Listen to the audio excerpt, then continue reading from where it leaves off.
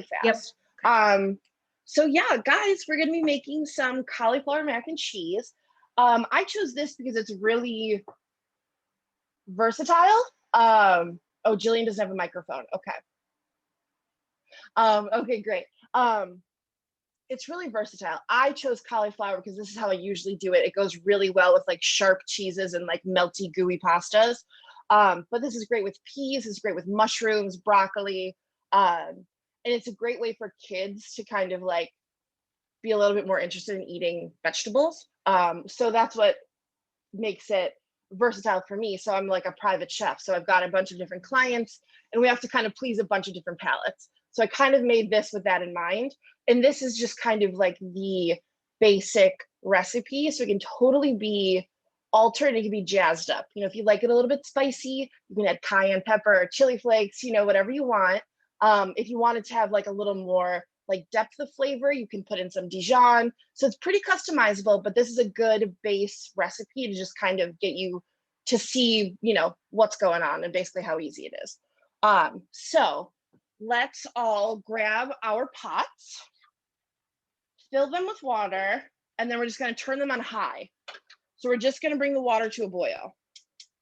That is our first step. Liz, do you have an estimated amount of cups of water we should have in here? Just about full to the, like about an inch from the top of like a standard All I just have stock is this pot. giant pot, so I'm not going to fill that all the way. Okay, maybe halfway? so yeah, halfway. I've got about 8 cups, I'd say. Yeah, because this is 8 quarts. Yeah. Okay. Yeah, I've got about 8 cups in here. Yeah, it just needs to cover a pound of pasta and some cauliflower. That's it. Yep.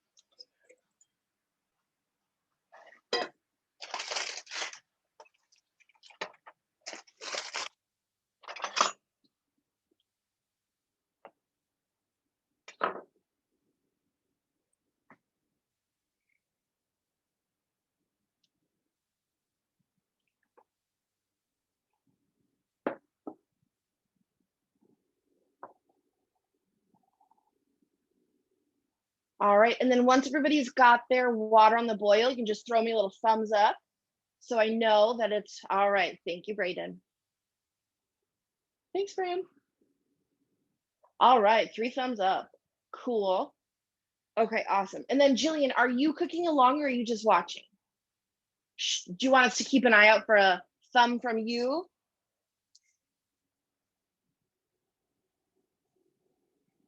Okay, perfect. All right, awesome, cool. Okay, so then we've got our water on the boil, and then I'm so sorry, guys. I skipped a step and I broke up my cauliflower already. So that's just gonna be our next step. I wasn't even thinking.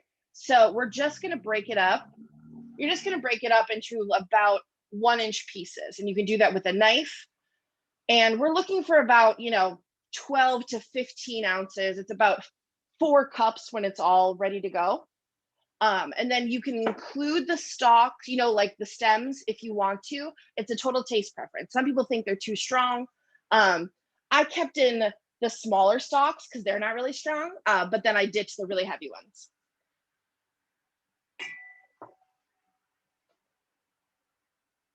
So I have a question. Mm-hmm. What are like the benefits of cauliflower? So it has kind of a lot. It's got a lot of fiber. And then it's got vitamin E and, oh shoot, is it vitamin E and D? Oh gosh, it has a lot of fiber. That's what I know. And it's obviously low cal, which I don't know if that's beneficial, but it can be helpful. Yeah, it's got vitamin E and then I think it's vitamin D. And then it obviously has a lot of fiber, like all of like everything that's in the brassica. So that's like cabbages, Brussels sprouts, cauliflower, all that stuff is, you know, that's going to give you that like high fiber count that you're looking for.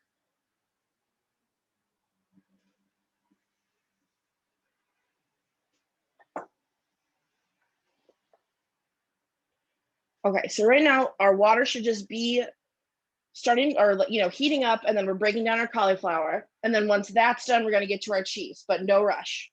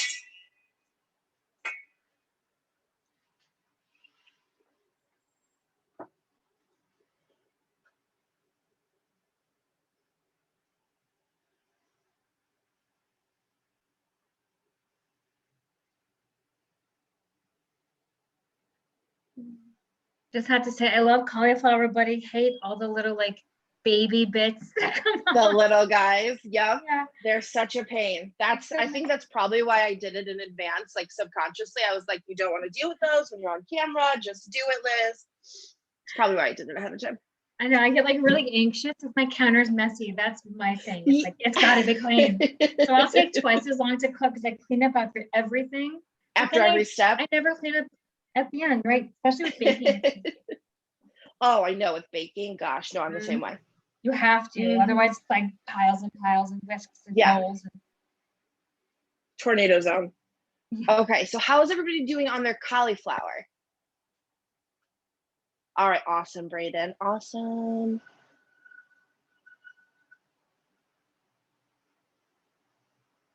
Oh yeah, Fran, that looks perfect.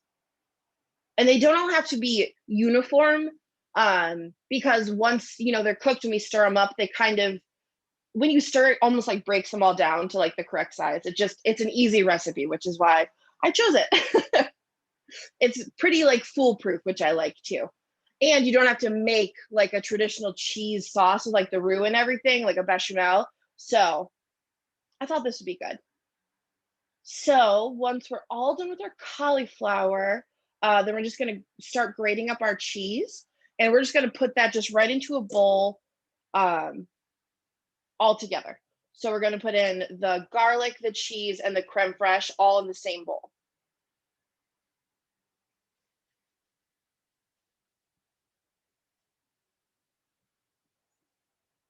And this also freezes really well, you guys. So like if you're making it, if you just want to like double it, so you've got a tray on hand.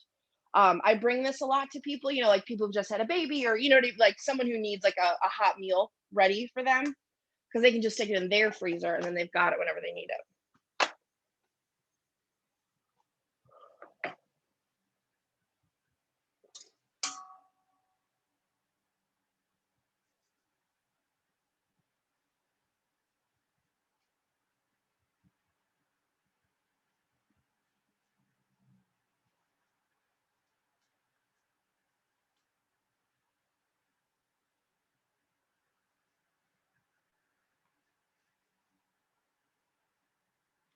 So we're just going to be grating 6 ounces of like a really nice aged or really sharp cheddar cheese, whichever one you like the best.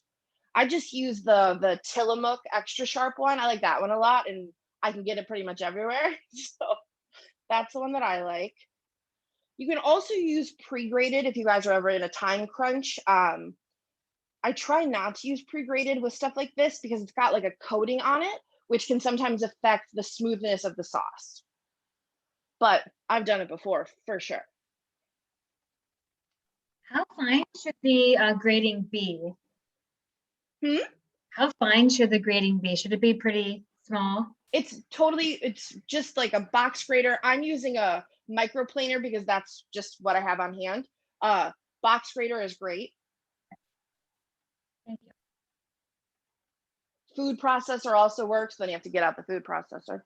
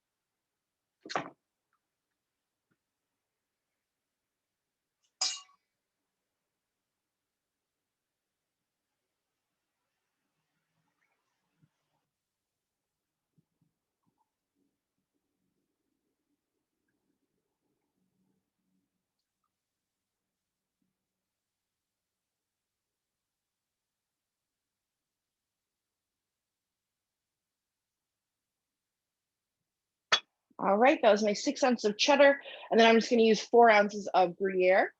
And this part is kind of customizable too. So if it's just the only important thing is the amount. So right now we're grating up 10 ounces of cheese. So if you guys wanted to do all cheddar or do, some Swiss or some blue cheese, depending on what you're doing, you can totally customize it.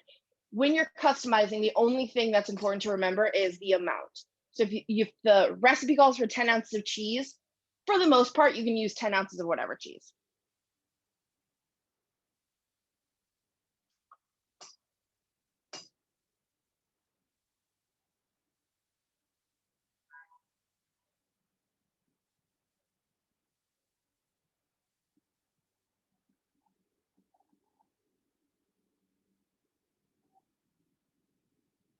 I did this once with cheddar and blue cheese, and then I stirred in some hot sauce at the end. So it was like buffalo mac and cheese. I brought it to a Super Bowl party.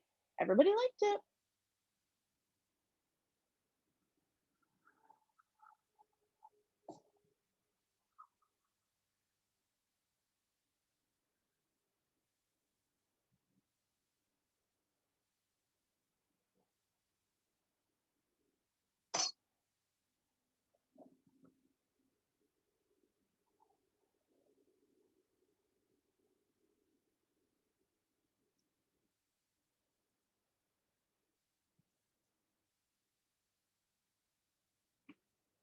Okay. All righty. I'm just gonna wash my hands really quickly.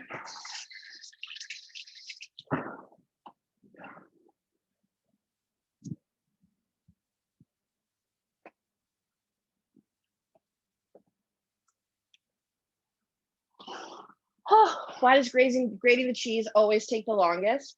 I think it was the chore I always had to do when I was a kid, so now it's like scarred me for life. Yeah, I've definitely had too many knuckles scraped off when I was a kid. Totally. Oh my gosh. Okay.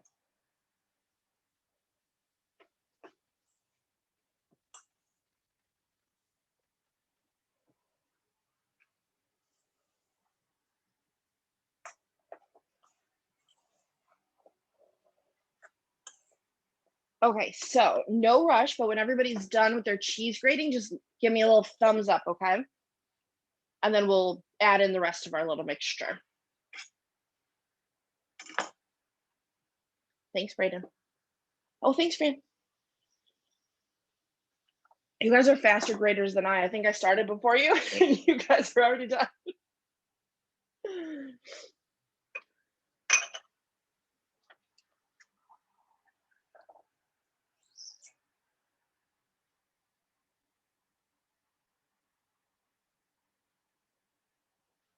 Sorry, the cheddar I got was so moist, it kept breaking up on little bits.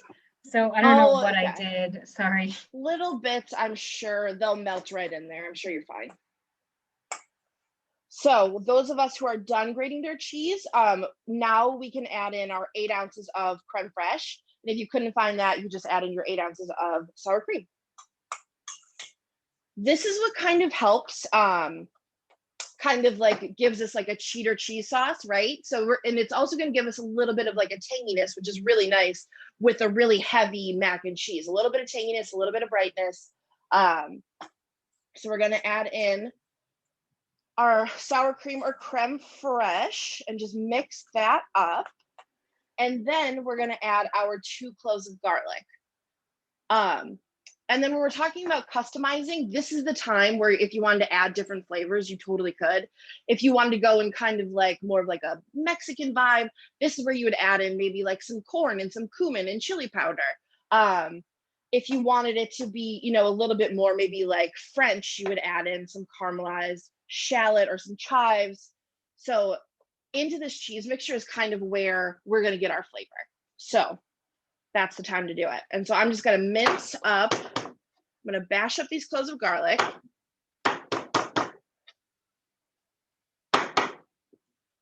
And then a good way to get really fine garlic is to bash them with the sides of a knife and then pour over a pinch of salt. It's called creaming.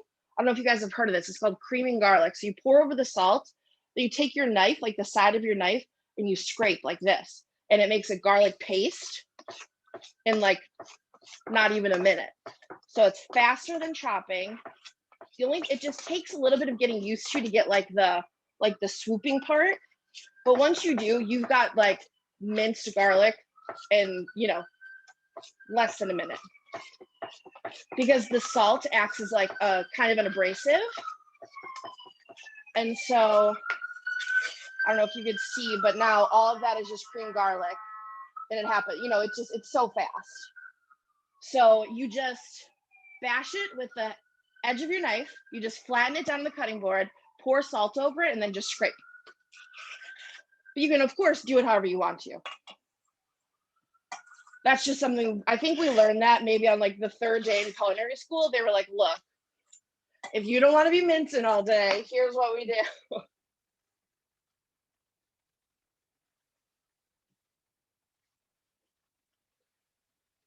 All right. Okay.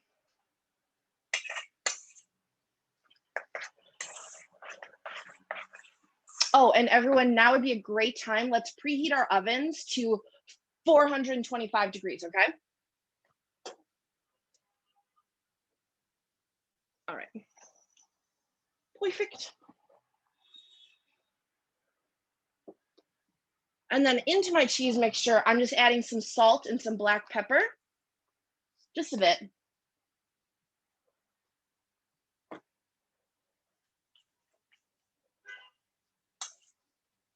Okay.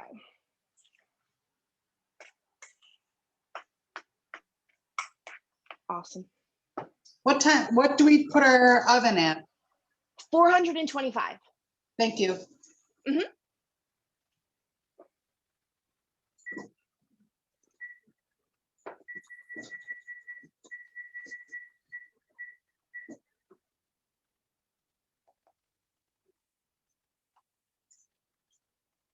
Water's boiling. Oh, awesome. Mine is too. I was just going to ask. Is everybody's water boiling? Yeah? All right, awesome. So this is kind of just another, so I'm just using a pound of elbow macaroni. If you guys like rigatoni, you know, any shortish pasta, you could totally just, you know, whatever your preferences or whatever you have in the pantry, just go in with that.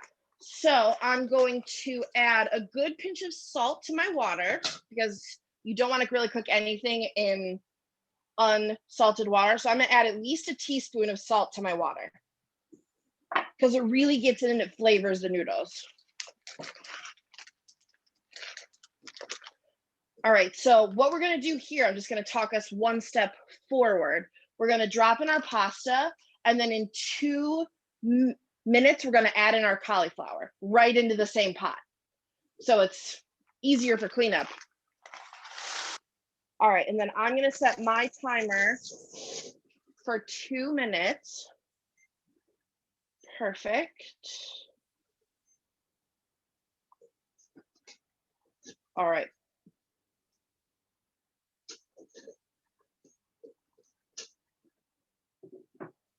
Got it, okay.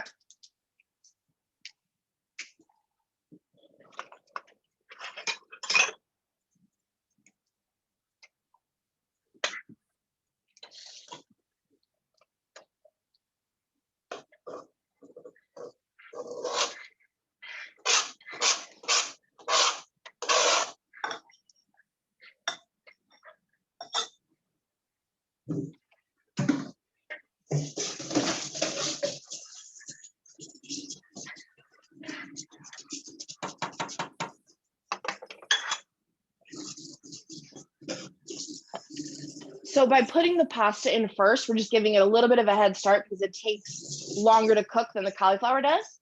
But then this allows us to just be using one pot and make cleanup just a little bit easier. So I'm just gonna wait 2 minutes and I'm gonna add in my cauliflower and then let that go for about 5 minutes. Because we want the pasta to just be the tiniest bit al dente still, because it's gonna cook more in the oven. So if we took it out now when it was completely tender, then it'd be mushy by the time it got into the oven, by the time we took it out. So we want to avoid that. Liz, can you just remind me what should be inside of the bowl? The 2 cheeses, the sour cream, the garlic, and a little bit of pepper?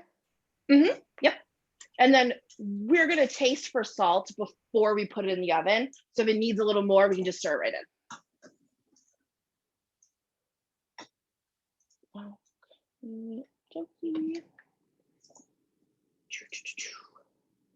And another way that this kind of gives us like a cheddar cheese sauce is we're going to reserve some of the pasta water. So before we strain everything out, we're just going to grab like a cup and a half, because that will have like the starches in it from the pasta, and that's going to help thicken the sauce and kind of make it like glossy and creamy.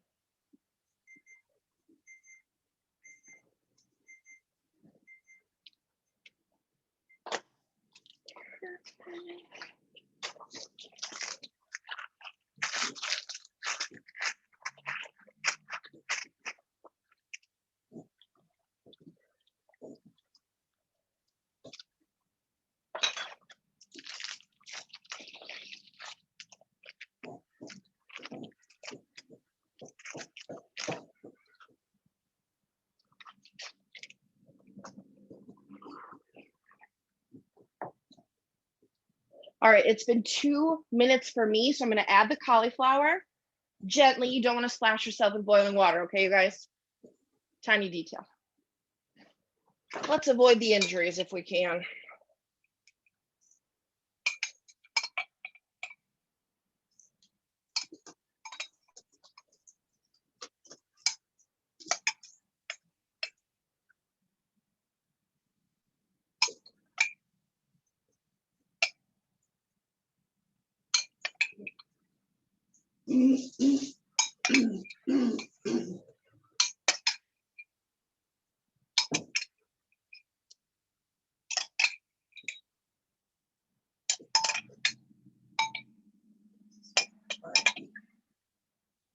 All right, so the cauliflower is going to float. That's fine. That's what it's supposed to be doing. And then we'll just let that go for 5 more minutes. Let me set my timer. All right, perfect. Okay, so in the meantime, I'm just going to use this to pour off a cup and a half of the pasta water.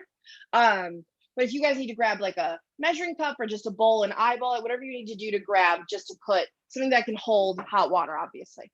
So grab that while we're waiting. And then we could also get our topping mixture ready while we're waiting.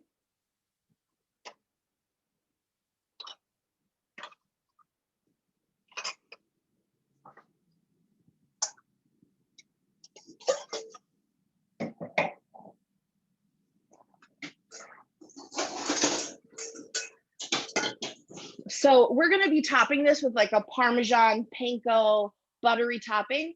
And if you guys aren't going to eat this right away, you don't have to add it now. If you're gonna eat this, in a couple of hours, you can add it then and bake it then. But we can just get that started while our pasta cooks. So we're just gonna put in, it's just 1 cup of Panko. And if you don't have Panko, you can use crushed up crackers, breadcrumbs, potato chips. Use something crunchy. My dad really likes to use pork rinds on his mac and cheese, but he's a wild man. A little bit of a wild man. And then, so a cup of Panko and then a half of a cup of Parmesan.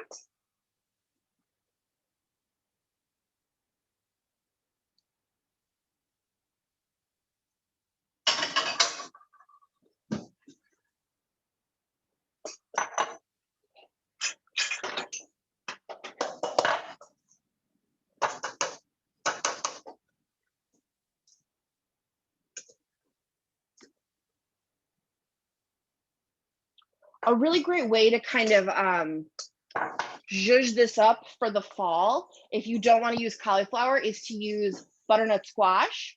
And then in the breadcrumb mixture, you can also add some fresh sage. So it's like a total fall. It's really, really good. And the cheeses go really great with butternut squash and sage. So it's a really good match. You can use zucchini in the summer. So this kind of works. You can kind of use enough swaps year round. All right, wonderful.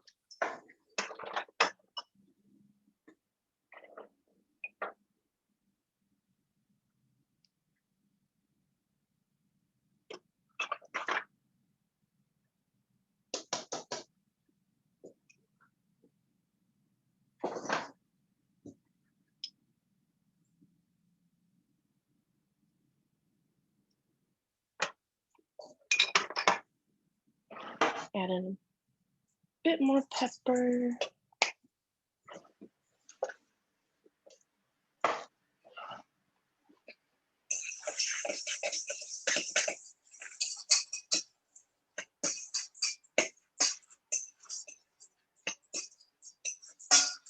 So you just want to mix up your Panko and your Parmesan. I threw in some pepper. I like pepper. I really like black pepper. So throw in whatever you like. If you like garlic salt, onion powder, chili flakes, or if you just want to keep it super traditional, that works too, because we've got a lot of toasty flavor in there. And then I'm just melting my butter, and then I'm just going to pour that over the top, and then that becomes our topping. And adding in the butter, make sure that the top gets really like golden and crispy as opposed to just like dry.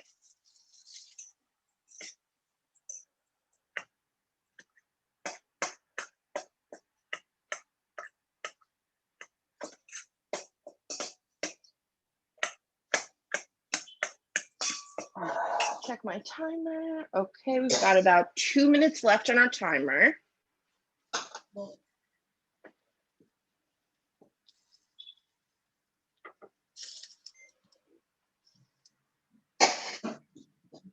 Alrighty.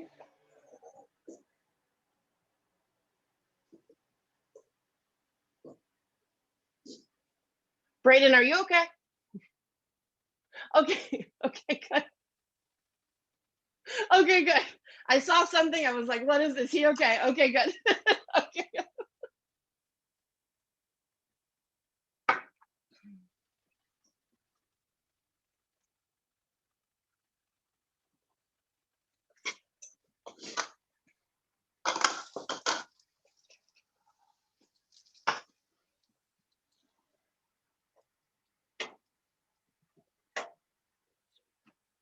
All right, my 3 tablespoons of butter are melted, so I'm just pouring that over and mixing it right in. I'm gonna pop that guy in the sink. Okay.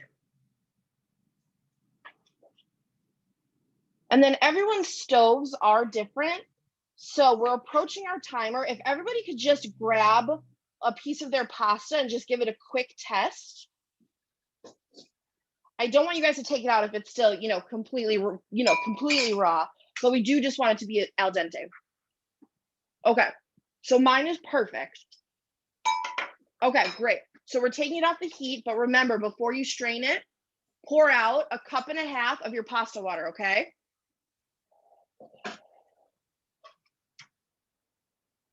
It's gonna get steamy, so just really be careful of the hot water, guys.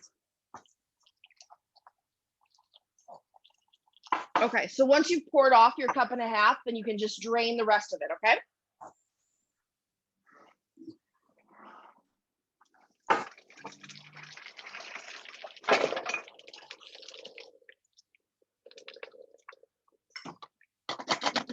Okay.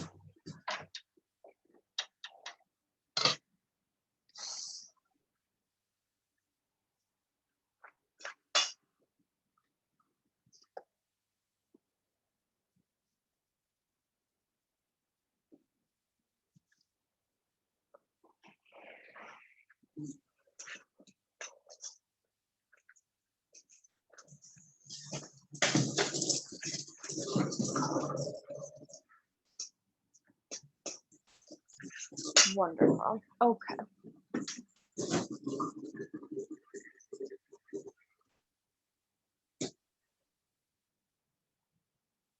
All right, so when everybody's strained, just let me know and then we'll start mixing up. Awesome.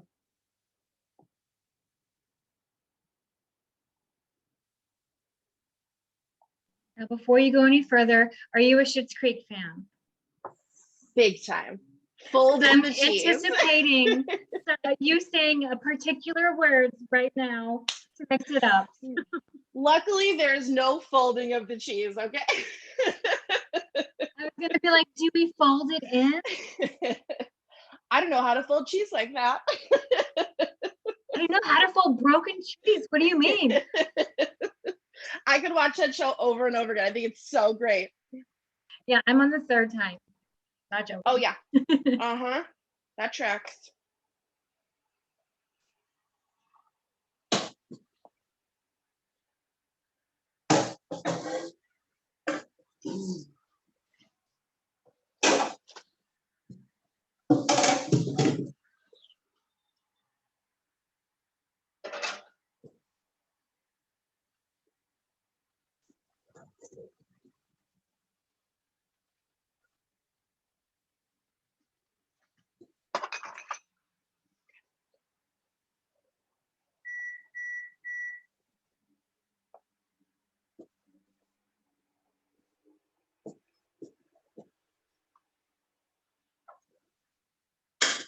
All right, so is everybody drained up? Good? Okay, awesome. We lost Fran.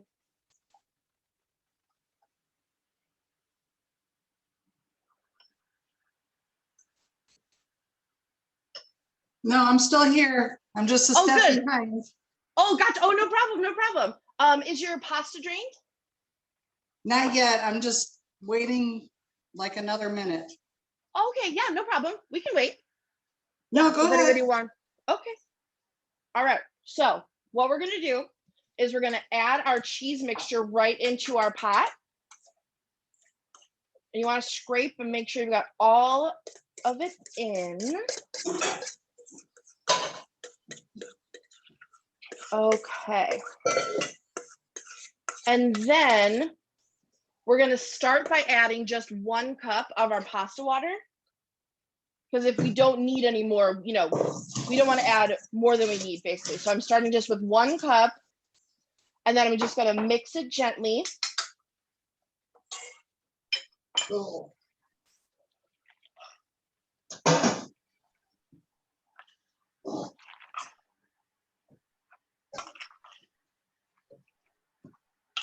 Okay, so you should be able to start smelling your garlic as you're mixing it up, which smells so good.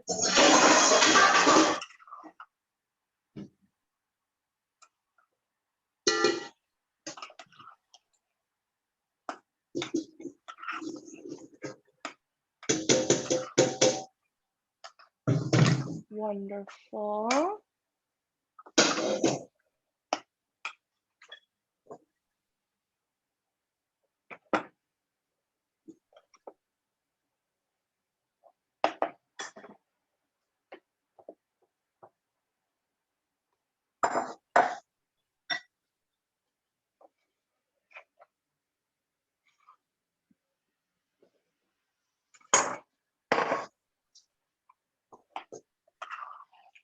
Okay, so what we're looking for, you guys, we want it to be looser than a traditional mac and cheese. We want it to look like maybe there's a little bit too much liquid in there, because remember, it's not all the way cooked. So when we bake in the oven, the air is going to cause it to evaporate, but then also a lot of the moisture is going to like shoot right back into the pasta.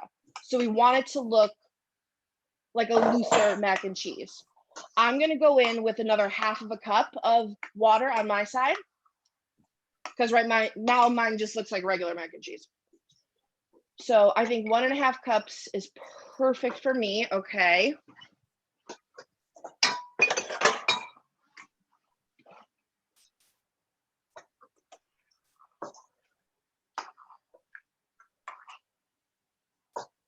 Okay.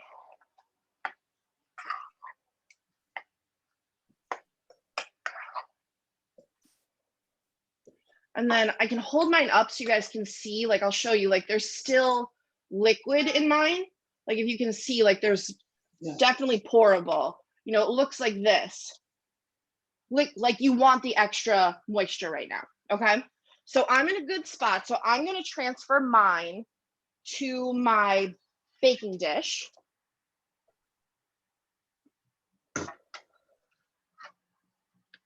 Perfect.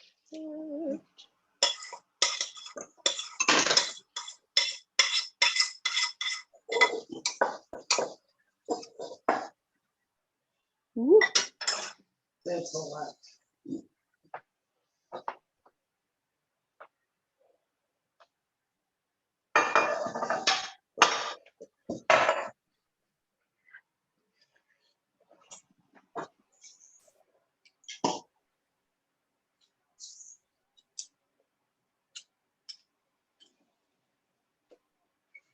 And then when it's all tossed together, you just want to make sure before it goes in the oven to just give it a quick taste for salt, because we didn't add a lot. So depending on the saltiness of the cheese, we may need to add or we may not to. It just depends on how salty your specific cheese was. So just give it a quick taste. Okay, my cheese was very salty, so this is absolutely perfect. We salted our pasta water, so we are good to go.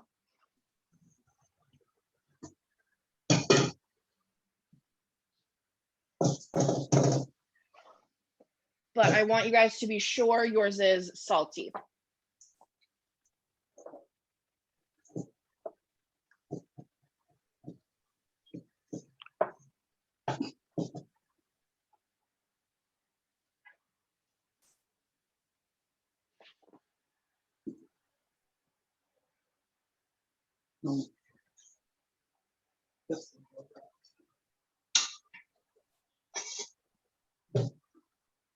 How's everyone's looking? This is what mine looks like before I put it.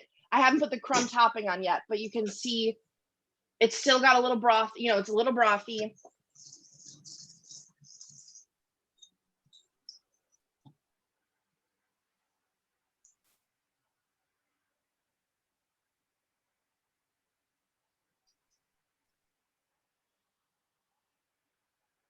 Ooh, that looks really good, Fran. That looks perfect. Who's gonna do the dishes? Ooh, yeah, Sam, that looks so good. Yeah, because there's still a little bit of liquid. That's exactly how you want it to be. And then how does it taste, you guys, for salt? Does it taste good or does it need a little bit more? Yeah, I had to add a little bit more salt. I'm afraid to add too much, because you can Okay. always add to taste at the end, right? Sure. Okay. And then once you've tasted it, you guys, then we just spoon our crumb mixture just evenly over the top, okay?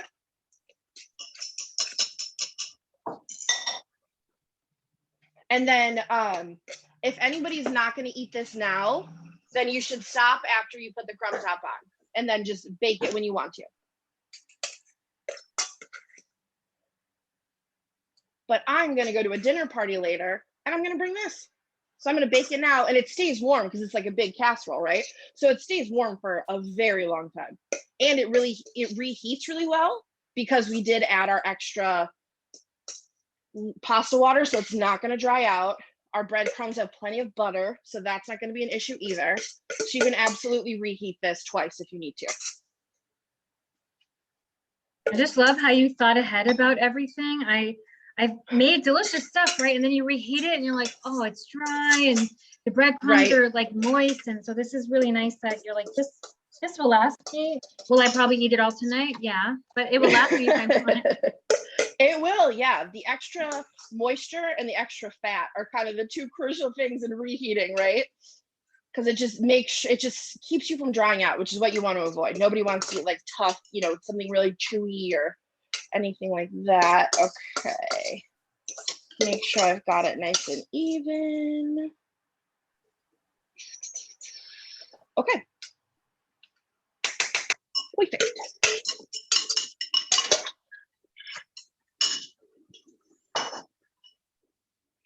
All right, so I'm gonna go in. I've got my crumb top. We're going in at 425. It's only gonna go in there until the top is really nicely browned. So usually, and again, depending on your stove, about 8-ish minutes. A little bit more, a little bit less is totally normal.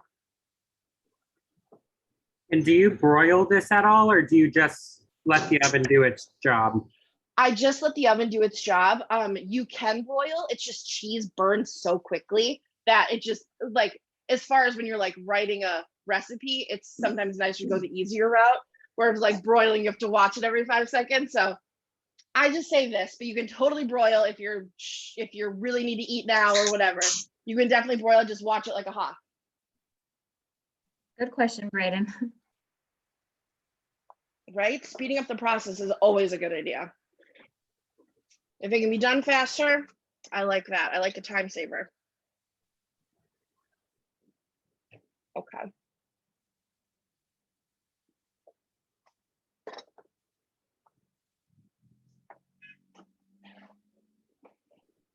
So if anybody has any questions while our breadcrumbs are browning, shout them out. It doesn't even have to be about this recipe. If you have a question about, something folly or knife cuts or whatever, just let me know. I'll just be here waiting for stuff to brown. What I got like you the into garlic trick. Oh yeah, it's really fast. It's once you get, I think the trickiest part is like getting the scraping motion. I think the first time I tried to teach, they were just going, so it wasn't really working. There's like a wave kind of to it, but once you learn it, I mean, it's just so much faster. Oh, Jillian says, what is creme fraiche? So creme fraiche is a lot like sour cream. It's a milk product. It's really tart and tangy, really creamy, a little bit thicker than sour cream, maybe in between sour cream and cream cheese as far as like the texture, but very much alike in flavor of sour cream. But it can be a little hard to find. I learned the hard way today. Yeah, weirdly, I found it at the Aldi by my house. I was like, oh, There's so much Aldi love. I keep forgetting about Aldi. There's like Facebook too. groups dedicated to it. Yeah. Oh my gosh, Aldi TikTok is a whole thing. Oh my God. I have found my way onto Aldi Garlic TikTok. I think my garlic was too dry because it's been in the fridge for probably like 3 to 4 weeks. And so it wouldn't like paste gotcha. up. Okay. Yeah, so I just minced it in the end, Oh but yeah. I'm gonna That try sounds that great. next time. And I Brayden especially had a if- question as well. Oh yeah, Braden, what was your question? what got you into cooking? I really always liked food, like even as like a kid, when you have like the play kitchens, my dad would like make our breakfast and like transfer them over to the little plastic like pots and pans. I'd be like, this is me cooking. But I've always had an interest in it. And then I lived in Italy right after high school for like 6 months. And I was an au pair, so I was like a nanny basically. And they had a personal chef, and she was obviously Italian. And I had like a semester's worth of high school Italian under my belt. I was like, I've got this. So I knew nothing. But I loved watching her work. And I came home and I was like, I think I'm gonna go to culinary school. And I never wanted to be a restaurant chef. I always wanted to be a private chef. And I've been doing it for, gosh, like 13 years. So it's really fun. I really like it. And What does it take to be a private chef? Like, what is your responsibility? So it depends. So I've had one client that I've had for the entire 13 years. So with them, like I'm really close, like we love each other. We've, I travel with them if they go to like, they've got properties in different areas. So I'll travel with them to those properties. And then I've got one client who I just meal prep for. So I go in for 2 hours a week and make lunches and, like overnight oats for breakfast. And so it really depends. It just is different, but it's really fun. What are some of your favorite foods to cook? Oh gosh, I really love Mediterranean food. That's probably what I like to eat the most. Like Mediterranean food, love it. Could eat it every day. I think what I'm probably the most experienced at is Asian cuisine, like specifically Thai and Korean, because my clients are obsessed. They can eat Asian every day, every single day. Oh, it's my favorite. Yeah. Do you know how to make tteokbokki?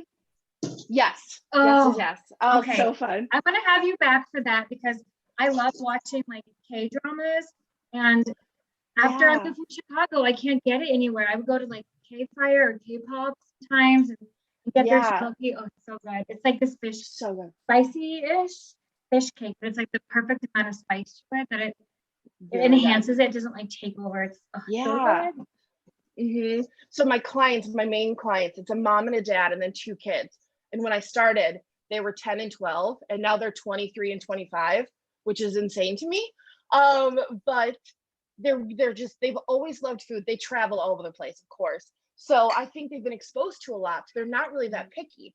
So I remember when the oldest was like 13, he was like, "Can you make dim sum?" And I was like, when I was 13, I wanted pizza and grilled cheese and chicken fingers, and that's it. Like, you want That's dim sum? I was amazing. like, okay, buddy, calm your jets. Ooh, That's what I okay. was So we're thinking when getting. If everyone wants to check theirs really fast, we're getting a little golden on my end, but my oven kind of runs like crazy hot. Ooh, okay, it's looking Mine's good. The edges are tiny edges bit on the top. yeah, my edges are bubbling a tiny bit. Ooh, okay, yeah, awesome. I think I probably just need like 2 more minutes for mine. But you definitely want to make sure the top is nice and golden. Yeah, I might need like 3 to 4. I'll keep an eye out. Yeah, and you want to make sure that your liquid has evaporated. It's gone down. Either it's soaked in the pasta or just evaporated. So you want to make sure of that before you pull it out. Mine is looking pretty close already. It smells good. It smells garlicky and cheesy in here.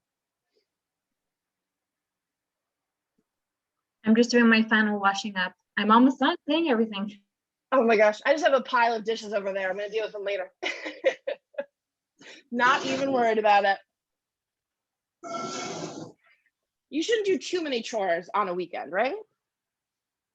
You should rest and relax. That's what I tell myself. And then like tomorrow I'll wake up, be like, nope, you have to do them. Cannot live like this. Okay, how are we doing? Let me just check. Okay, mine is looking pretty much done. I'm gonna put this down so I don't burn a hole in anything. Okay. Yes, okay, perfect. So I'll show you guys. We're golden brown on the top. There's no liquid like seeping out. It's all, collected and bubbling around the edges. It looks great. Let me get my cutting board out of here so I don't melt him.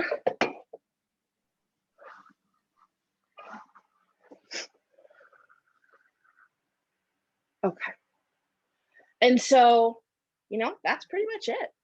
I'm going to leave mine to set for a bit, like you would do with any baked pasta. You want to make sure it just gives the sauce a chance to just like redistribute and like settle. So if you were to scoop into it too early, you're going to leave a lot of sauce behind.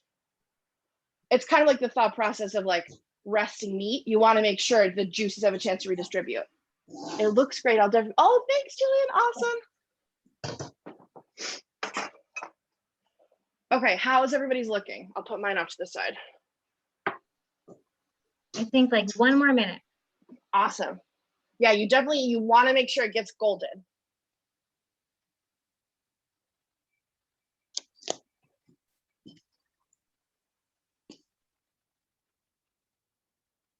Trying to show you. Oh yeah. Ooh, that looks good. That looks like golden brown. Nice.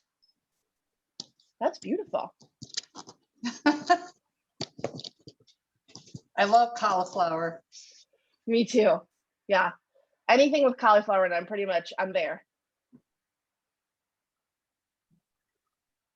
In England, in like Scotland, they have a recipe just for cauliflower cheese.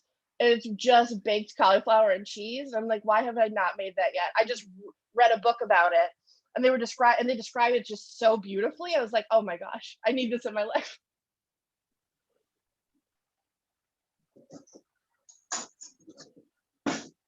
I'm so ready for this. I'm mad that it's still cooking. Okay. And it just looks pretty, it looks kind of like rustic, but then in a nice, it looks, you want it on your table, basically.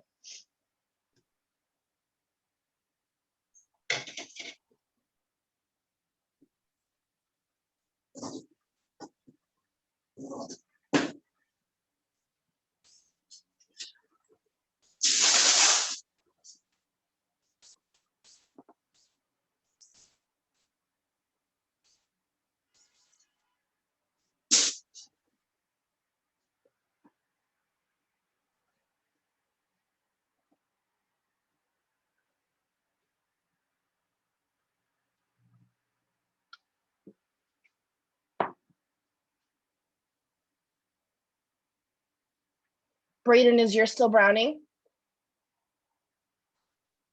I kind of took a different route with it.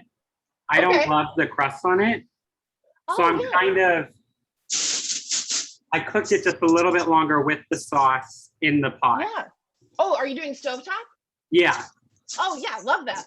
That's a great idea. A lot of people don't like the baked mac and cheese. So yeah, just doing it stovetop is a great idea to just, cooks. You just have to cook it down for just a little bit longer and you're ready to go. That's a good idea. Yeah, and that's kind of what I did with it. And I added, Awesome.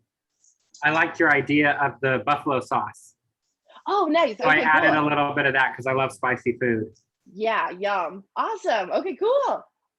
That's so fun. Oh my gosh, I want to dig in, but not yet.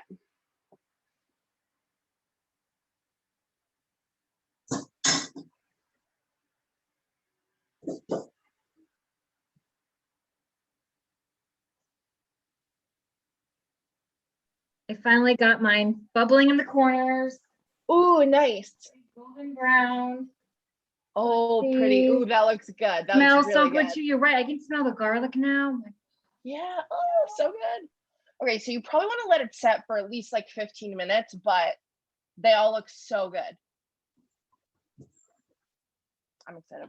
I haven't made this in a while. I always make this like when it starts to get cold out. It's one of my favorite fall recipes. It's just so cozy.